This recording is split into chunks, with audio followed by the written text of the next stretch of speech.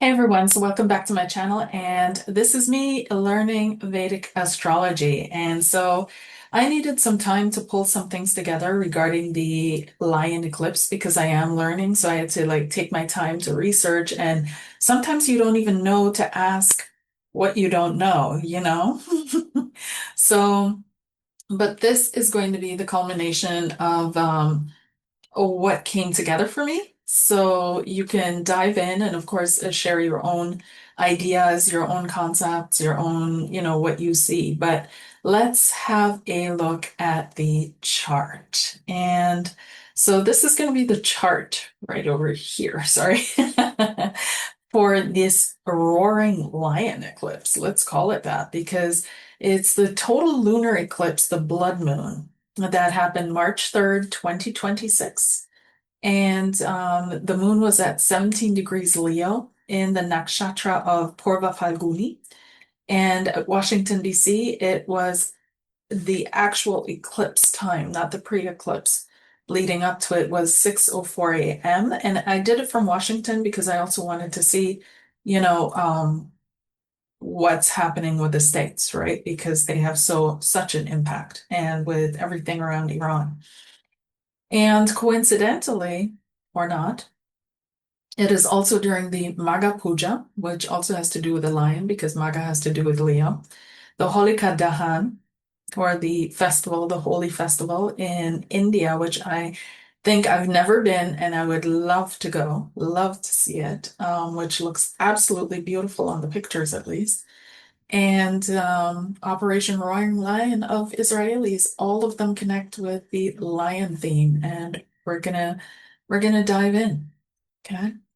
So again, the chart, you can see the date and time, March 3rd, 2026, 6:04 a.m. And I opened it for Washington, District of Columbia, USA.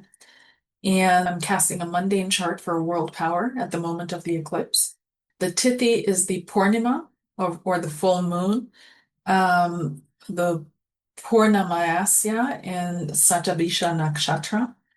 And the Vedic weekday was actually Monday, and the moon's own day eclipse. The moon's eclipsed on its own day. That's something as well, because the weekdays in Vedic astrology are also very important to look at. So it's not just the chart, it's everything that shows this moment in time. And there's a branch of Vedic astrology that even goes into what you're looking at while you're reading a chart. Or what you hear, like all of that. And so that exact moment that it's snapshotted, and everything contributes to it. So the weekday. And the nakshatra that this is happening in, so the lunar mansion is Purva Falguni, and it's in the second pada. And the second pada is ruled by Virgo, right? The Navamsha. And then the yoga is Dhriti, and which means steadiness, holding, and containing.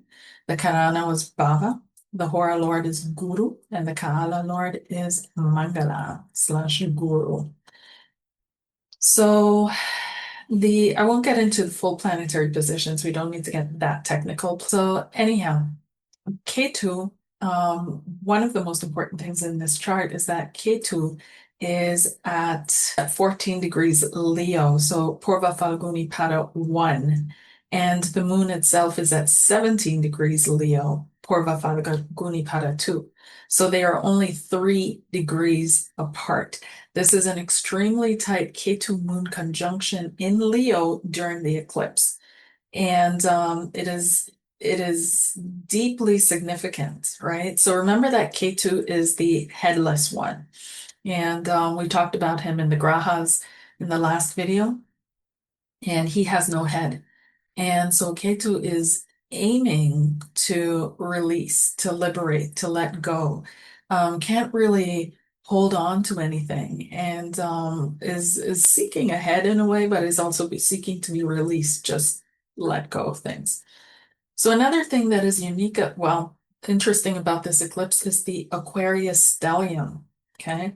There's a stellium that's sitting in Aquarius, or sat in Aquarius, of the sun, Mars, Mercury retrograde, Rahu North Node, of course, and the Ascendant is also in Dhanishta. So the Washington, D.C.'s rising sign apparently is Dhanishta, is so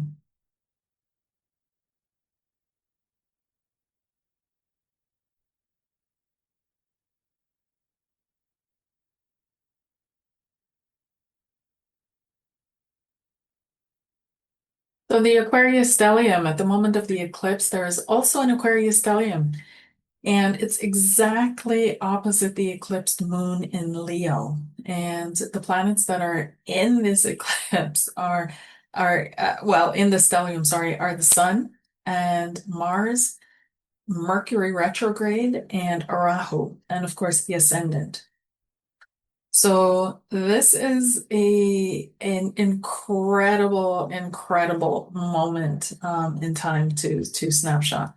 And you can, when we think about what it means, right? So we've got moon, which represents the heart and the emotional self. We've got Ketu, which just wants to let go, right? Wants to do its own thing, wants to release. And then it's opposite the sign of Aquarius that is currently hosting all these planets, right? All these energies. So an Aquarius kind of represents the collective in a sense. It represents technology, it represents progression, newness, the future, all of that. So we've got this collective technological system or techno system opposing Moon Ketu. And when we look at the headlines, that's exactly what happened, is that the US government went up against Anthropic because Anthropic refused to cooperate at the time anyways, refused to cooperate under the conditions that they were facing or given with the US government. And so the rising point of this confrontation, because we place the chart in Washington and we're seeing Rahu, which is aggressive, Mars, which is aggressive, the Sun, which is in Vedic astrology and malefic. It seems that this aggression is coming out of the location of the rising sign, out of the ascendant, which is Washington, D.C. So it's Washington that's being the aggressor in this whole scenario. What's also interesting is that in the house of open enemies, right? Which is the seventh house. So hidden enemies would be the sixth house, and the seventh house is partnerships and open enemies. And that's also where this eclipse is happening. So from the perspective of the US, right? The other would be,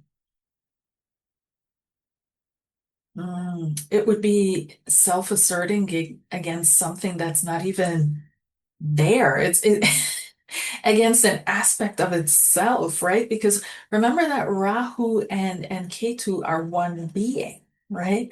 And it was the head was cut off from this being in Vedic myth. And I might do a separate video on that, but you can look it up. But the head was cut off, which turned into Rahu, the north node of the moon, and the tail end, or the legs and the body without the head, became Ketu. And so Ketu is like a shadow. It doesn't really exist. And the moon is emotional and the emotional mind. So it's almost as if, the entire headspace here is up in Washington. And it seems that this is where all the self-assertion is, right? And this shadow of pride activating confrontation. There's nothing here in the seventh house because Ketu is the void. It's like nothing, nothing. And the moon is just a reflect, it reflects as well, right? So it reflects to Ketu, to Rahu, what Rahu isn't yet. And so we can also see that, when we're looking at this chart, that the US pretty much right now seems very dominant in all its relations, right? All its relations. All the other countries aren't real to it. We're not real. Hmm. Okay. So, yeah. So this is not just the moon in Leo. The moon is conjunct Ketu, like I said before, within 3 degrees in the sign of Nakshatra, sorry, of Purva Falguni. So Ketu is the moksha karaka, the planet of liberation, dissolution, past karma, spiritual release. And so, of course, it's also what's happening with this release that happened in Iran, in air quotes, is that it's definitely going to be seen as something spiritual. It's going to be martyred, right? It's going to be seen as some kind of martyrdom. So it's the Moksha Karaka, the planet of liberation, dissolution, past karma, spiritual release. They're going to see it as, oh, this brought him into through the gates of heaven. And I'm speaking of Khomeini and him losing his life. So when Ketu conjoins the moon, the emotional body moon is it's also pulled towards dissolution of attachment, past life completion, spiritual surrender in a sense. So the US is banking on this. It's thinking it cut off the head of the snake, right? It is the head or has the head under control and somehow. And that without the head, this isn't going anywhere. This is the feeling and the sentiment is going to dissolve. That's what they're thinking and banking on, that it's not going to last.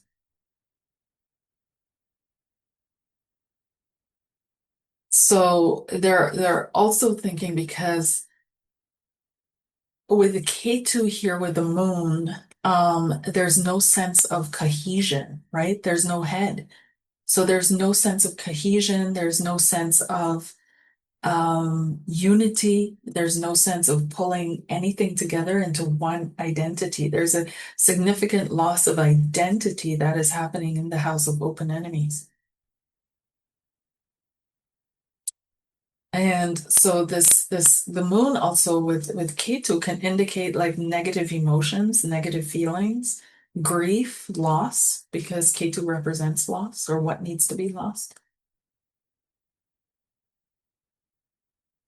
Now, what's interesting too is that Ketu and the moon are in the sign of Leo. So Ketu's in a weird space because Leo wants to be seen. Leo has a really strong identity. Leo has this energy that radiates outward. It's all about recognition, pride, creative expression, sovereignty. And Ketu dissolves all attachments to these things. So what happens here? The entire ego or personality identity dissolves. So this gives the house with the enemy an opportunity, in a sense, to release performance, right? Ketu in Leo to let go of performing something that is no longer felt or desired.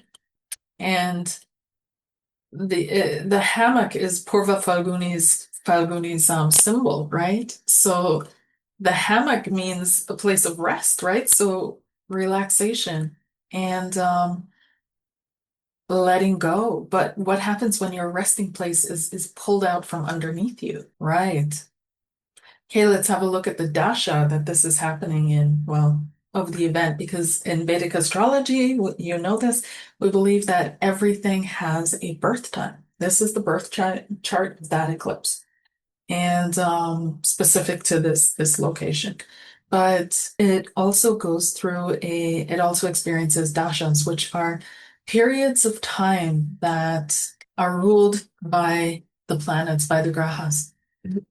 So one is called the Vimsotari. I was hesitating because I didn't know if I wanted to even dive into this yet, but here we are. So the Vimsotari Dasha is a period of time of 120 years because the ancients saw that as the approximate lifespan that would be sufficient to work off all your karma. And so the dasha periods begin with the nakshatra where the moon was and which nakshatra at your birth. And so it's a set sequence of the seven planets and or the nine grahas. And well, I don't think K2 is one of them. I'm not quite sure. I have to check again, but please check. But it follows a set sequence. So if you were born in one sequence, right? So your nakshatra, your moon was in this nakshatra, which was currently in this dasha, then that's where your counting starts. And so right now it started in Venus dasha. Venus Mahadasha, and the sub period, the Antardasha. So you have as someone explained it, you have the factory boss, right? The CEO or the GM. That's the major dasha. That would be Shukra or Venus in this case. And then you have the I don't know, the foreman or what have you, right? So the right hand of the CEO, and that would be Mangal in this case or Mars. So Mars ends in June. And what I found interesting was that in my reading on the live on Sunday, I didn't do this chart yet. And I just did this. I started working on it yesterday to today. And so I felt like June was when this whole thing would kind of taper off. For now, because of course it's going to flare up again. That's a no-brainer. But for now, it's I felt strongly it was going to taper off around June. So in this period, right? Because we're in a major collective Venus period with a Mars sub-period, and Venus rules Purva Falguni, which is where the eclipse is happening, the very nakshatra of this eclipse moon. And this is not a coincidence that the dasha ruler and the eclipse nakshatra ruler are the same planet, Venus. So Venus rules beauty, desire, relationships, creativity, luxury, diplomacy,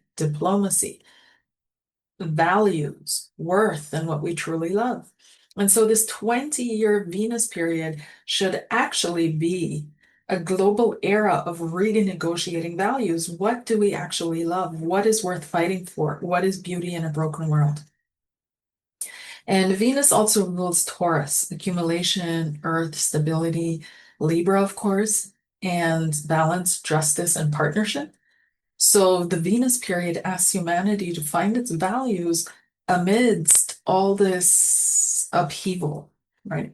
Or amidst all this balance, to find your balance again amidst all this unbalance. So what I also find interesting is that during this dasha, which is Venus.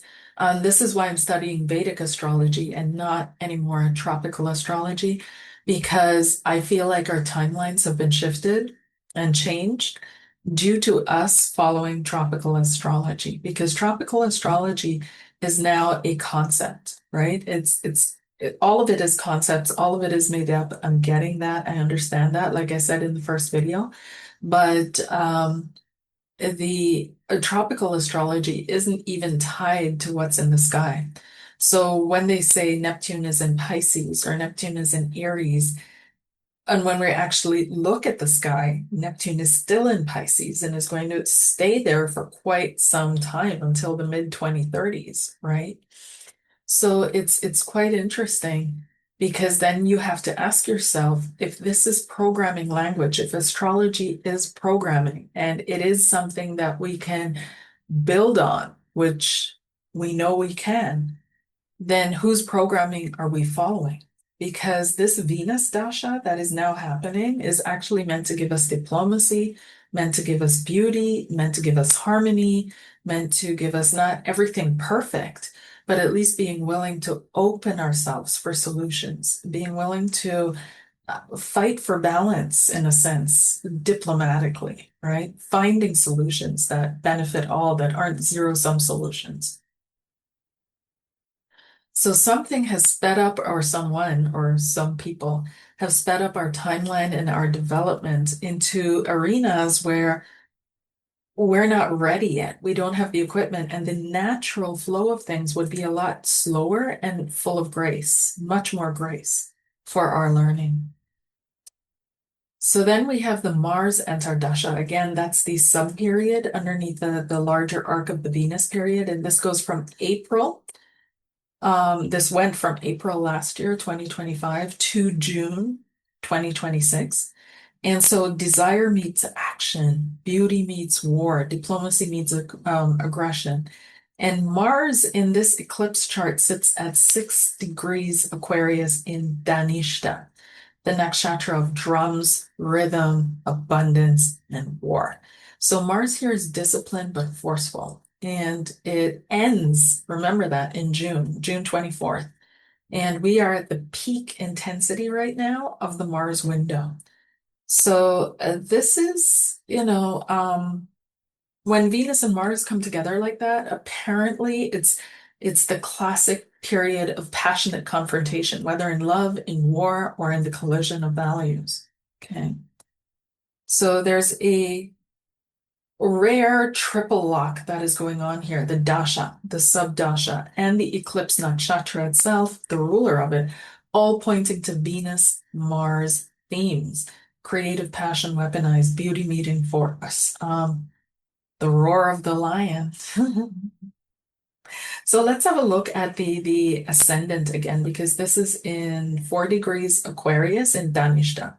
And remember that the ascendant represents the body, it represents the person, it represents the entity. Since I placed it in Washington, this is going to represent Washington.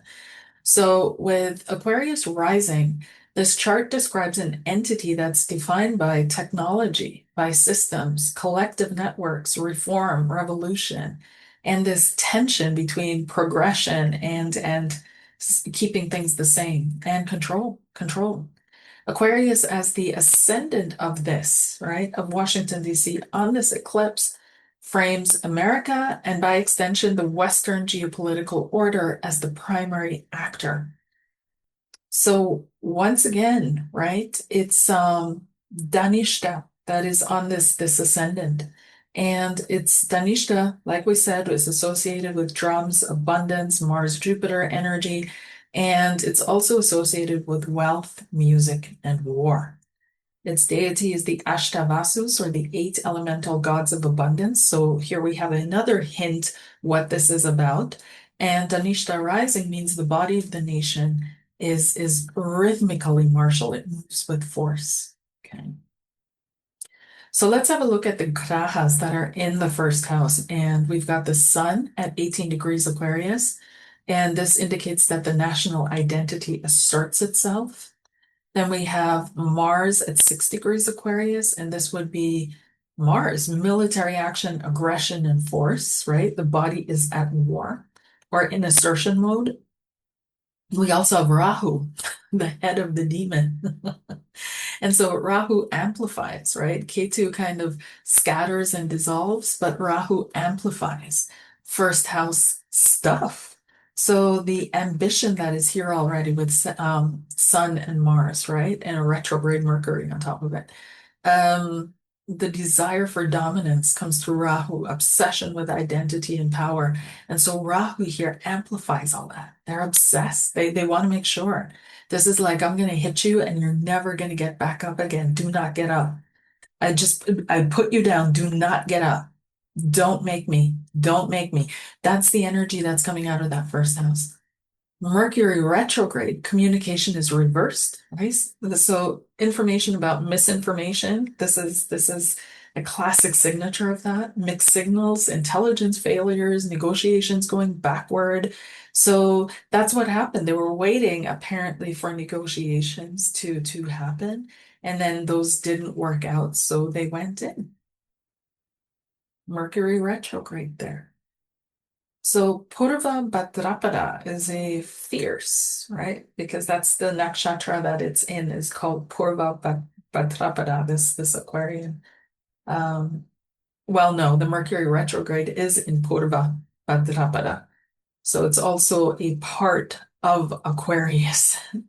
And this is a fierce, two-faced nakshatra ruled by Jupiter, but deeply, deeply, deeply intense. So the first house we can summarize as an entity that asserts itself with force, which is inflated by shadow and desire, projecting its identity. And while its communications, though, are confusing or confused or unintelligible or reversed, Mercury record, it's like they're sending mixed signals and mixed messages. And it's a portrait of aggressive action that was taken with not enough or not good information anyways. And when we look at the open enemies, right? Foreign partners, international relations, and the other, the eclipse moon and Ketu are sitting here. So the other with moon in 17 degrees Leo, Purva Falguni, emotionally volatile, creatively powerful, prideful because of Leo, and fire, lots of fire, but it was eclipse. You guys, they know astrology, right? They know astrology. Ketu ate the moon, like dissolved the moon here. And then we have Ketu right next to it at 3 degrees next to it. The adversary carries the energy, it says, of 3 degrees next to it. So in this case, the open enemy would be dissolved, right? Dissolved. And Ketu anywhere is a strong indicator that this has some deep past life roots, deep historical roots, deep stuff, and it doesn't behave rationally. There's no rational behavior to Ketu because, again, Ketu doesn't have a head, right? So the shadow that's falling on the moon happens in the seventh house, in the seventh house of the other, not in the first house. If it had happened, if it was the other way around, it would have been the US that was eclipsed. You guys cannot tell me that they don't know astrology. There's no way. There is no way. There is no way. No way. And when we get to the mythology behind all this, this is incredible. So in the first house, we've got the West or America asserting with force and Rahu inflated ambition and confused intelligence. In the seventh house, we've got the open enemy, the adversary, that is eclipsed. The blood moon is literally the eclipse of the adversary's light from Washington's perspective. Operation Roaring Lion, which is what the Israelis called their operation, eclipses the lion, which is Purva Falguni in the seventh house. So let's have a look at it because these two were the main ones, but let's have a look at the rest of it. So we've got the fifth house of Jupiter, which is also retrograde in Gemini, and this is in Purnavasu. And Purnavasu is the return of the light, right? So there's this return of the light quality that is in this moment as well. So either they were planning that Iran will return anyways, like this is not going to be the end of it, or they see it themselves as the return of their light, right? The return of the American dominance kind of thing. Jupiter is also the Atma Karaka in this chart, so the soul significator, and it's retrograde in the fifth. So the soul of the moment is turned inward, actually, not too much outward. What else? So then we have the second house. We've got, oh, Saturn and Venus. Venus in Pisces in the second house. So Venus is in the degrees of Purva Bhadrapada. And this is Venus in Pisces is exalted. And so this is a very strong placement for Venus. And it should have actually resulted in some kind of negotiation or agreement. Um,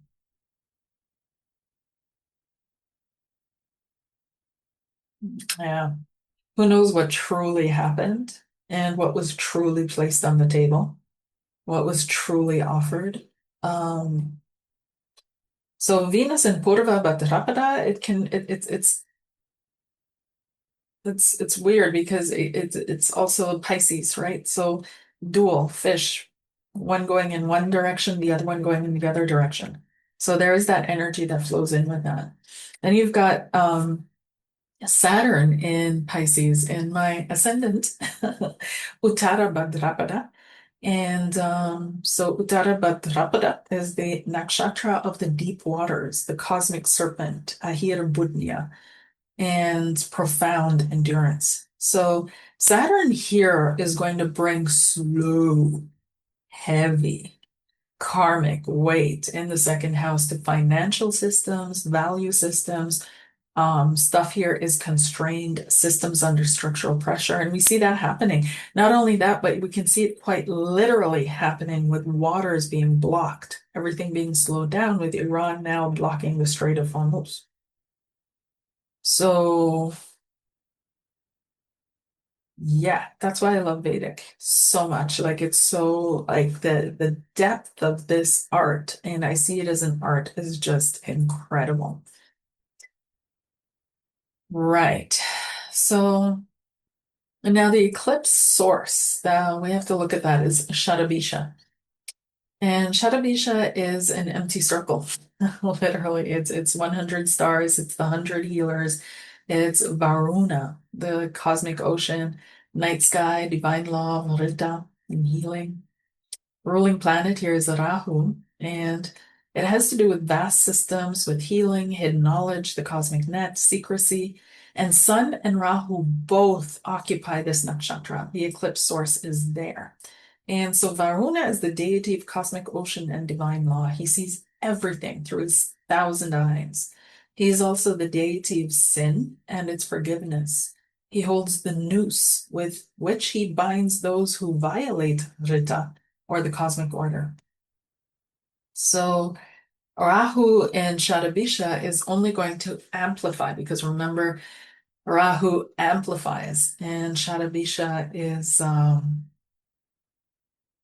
has ties in with the law and order, right? And Aquarius stuff, technology.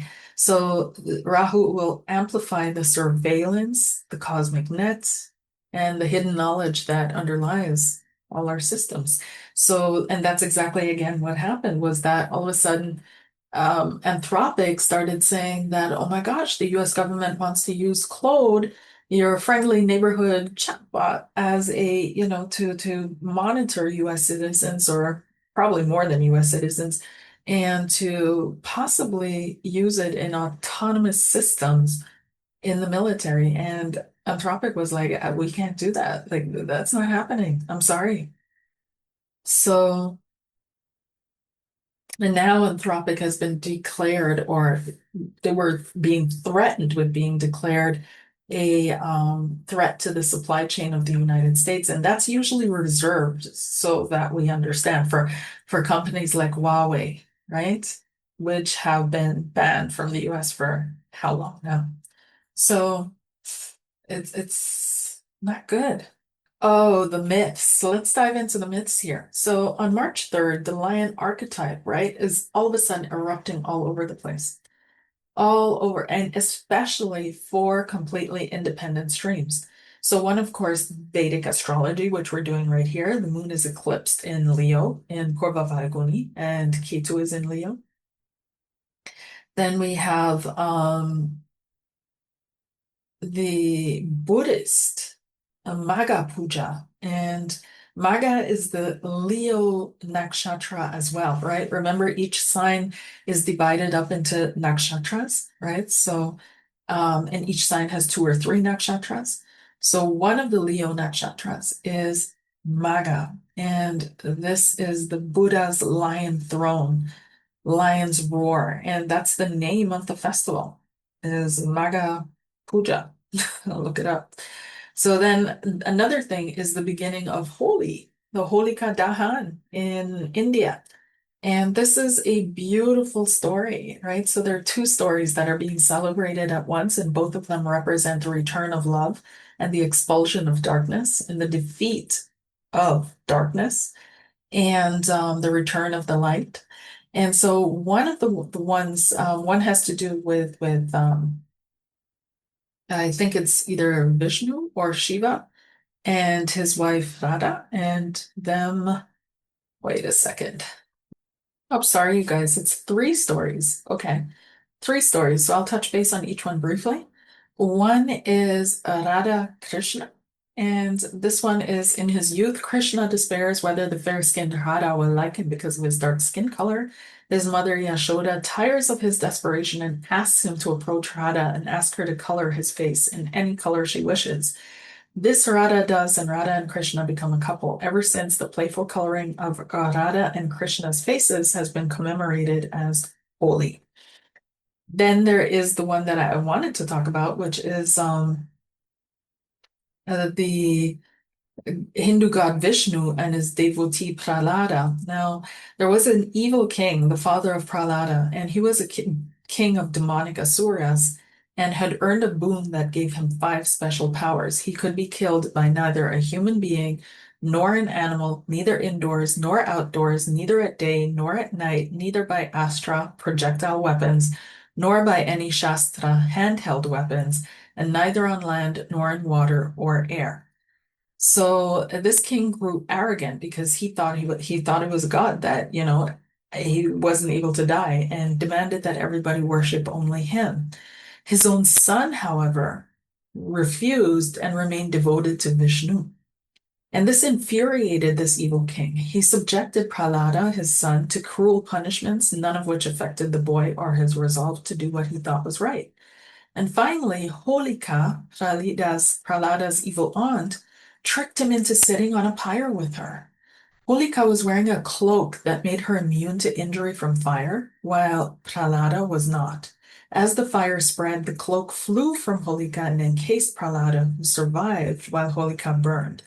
Vishnu, the god who appears as an avatar to restore Dharma, took the form of Narasimha, half human, half lion, which is neither a human nor an animal. And when it was at dusk, which is neither day nor night, he took the evil king at a doorstep, which was neither indoors nor outdoors, placed him on his lap, which was neither land, water, nor air, and then eviscerated and killed the king with his own lion claws, which were neither a handheld weapon nor a launched weapon. So that makes me think this story, what did they do in Iran really? How did this truly happen? This taking out of Khomeini, right? So there's so many symbols in that moment in time. So then the third story is Kaman Rati. And this one is Goddess Parvati wanted to bring Shiva back into the world, sought help from the Hindu god of love called Kamadeva. The love god shot arrows at Shiva. The yogi opened his third eye, burned Kama to ashes, and this upset both Kama's wife as his own wife Parvati. And Rati, the wife of Kamadeva, uh, performed her own meditative asceticism for 40 days, upon which Shiva understood, forgive out of compassion, restored the god of love. And so the return of the god of love is celebrated on the 40th day after the Vasant Panchami festivals as holy. So it's there's this beautiful tradition, like absolutely gorgeous, right? And it just makes me wonder, like I said, What really happened down there? And then, of course, during this eclipse is Operation Roaring Lion. Yes, it is. The last year was an operation as well, with the lion in the title by the Israelis. The striking lion or the rising lion, that was it. The rising lion was last year, I think in June 2025.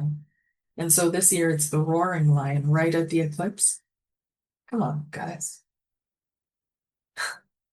So these four traditions, and I'm sure there are more, these are just the four that I stumbled across. The Hindu devotional, the Buddhist ceremonial, the Vedic astrological, and the geopolitical arrive at the same symbol entirely independently. And so this is why, like I said, Vedic astrology says the sky speaks. The archetypal field organizes events across all levels of reality simultaneously. So the most stunning, right, I find that we can look at is the threshold mirror of this Narasimha character and the eclipse itself. So Narasimha is half man, half lion, neither fully human nor fully animal. And the eclipse is half light, half shadow, neither full moon nor full darkness. And Narasimha acts at twilight, neither day nor night. The eclipse occurs at the liminal transition of the lunar cycle. Neither this nor that. Narasimha acts at the threshold, neither inside nor outside. The moon is at the precise threshold of the Leo Aquarius axis. Comes from a pillar from the fabric of reality itself, because Narasimha stepped out of a pillar, right? The eclipse shadow comes from the earth itself, our own shadow. Narasimha uses claws, no weapons, yet destroys the indestructible. And the eclipse, the shadow is not light, not dark, yet extinguishes the full moon. Narasimha is triggered by pure devotion, not strategy. And the eclipse, of course, is triggered by cosmic geometry, not human will. So Narasimha does not come, right? When we think about this, when called strategically, he erupts when the heart is pure and the situation is impossible. And the eclipse itself is not a problem to be solved or the energies around it. It's an eruption of the threshold of the fabric of reality itself. And so what cannot be taken out by ordinary means must be met by something that exists between categories. So this really makes me wonder, you guys, who and what happened in Iran. So let's have a look at the collective and what's being activated. Well, we've got the great Aquarius and Leo axis that's being activated, and this is going to run for approximately 18 months. So this eclipse intensifies the central question of our time. What is the relationship between the individual self, Leo, the sovereign self, and the collective technological system? So it's really going to bring up these themes of the self, individualism versus system. We're going to see it play out in many different ways, whether individuals, nationalists, you name it. So on the one hand, we've got Rahu in Aquarius, which is on the ascendant. So we know the US is going to push for systems, networks, AI, collective solutions, mass movements, the algorithm, so on and so forth. And Ketu in Leo is releasing individualism. Okay. So this is paving the way, right? And so the eclipse Rahu amplifies. And those moments where the individual's light, okay, moon and Leo, is swallowed by the collective shadow, Rahu and Aquarius.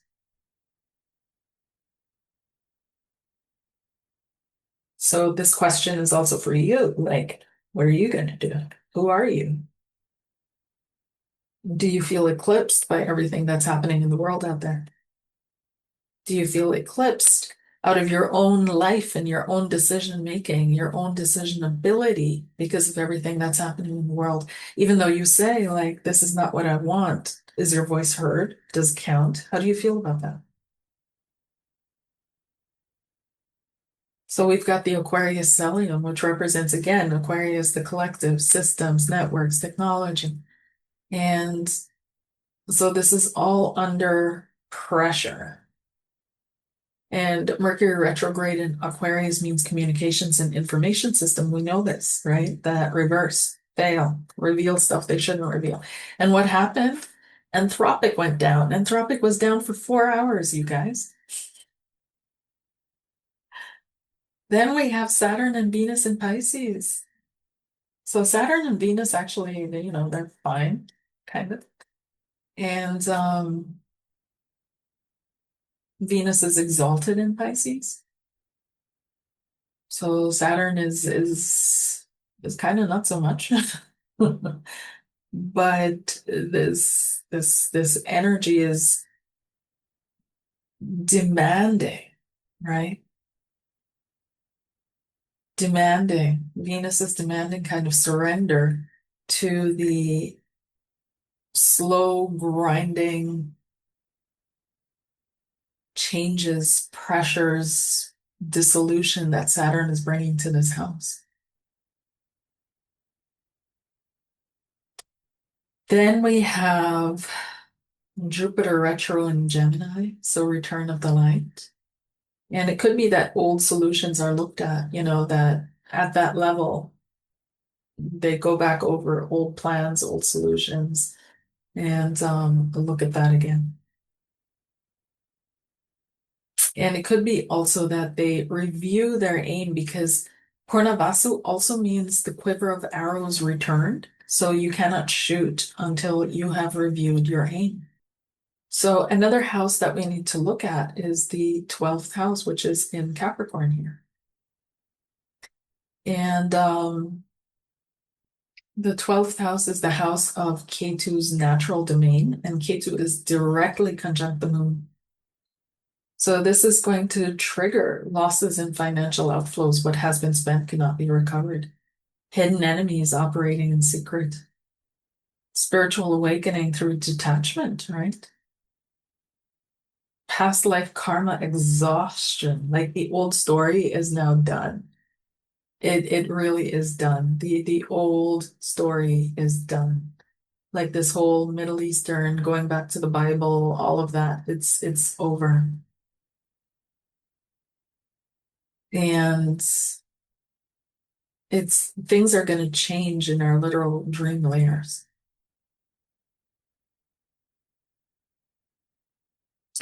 So this is traditional Vedic guidance for eclipse periods. And during the eclipse window, do not begin new ventures, sign contracts, or make major irreversible decisions during the eclipse itself. There are some mantras that you could have chanted if I'd had this video out on time, but I didn't. So since it was in Purva Falguni, creative expression, music or art is offering through devotion.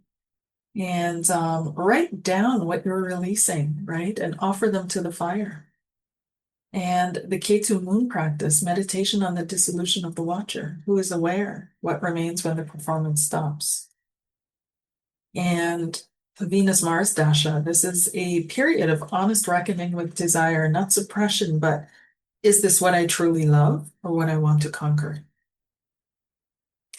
So in the download, you're also going to find some questions that you can reflect on and in line with the eclipse and just see where it leads you, see where it takes you. Okay. So this is one of the most symbolically dense charts, I think, uh, for an eclipse in a long time at least. And this is all very, very, very precise. And the blood moon in Leo, it's not a warning. It's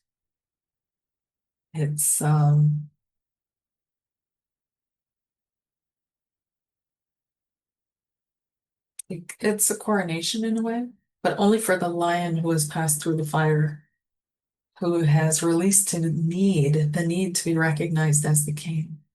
And that lion wears the crown of Ketu, the crown of liberation, invisible but sovereign and free.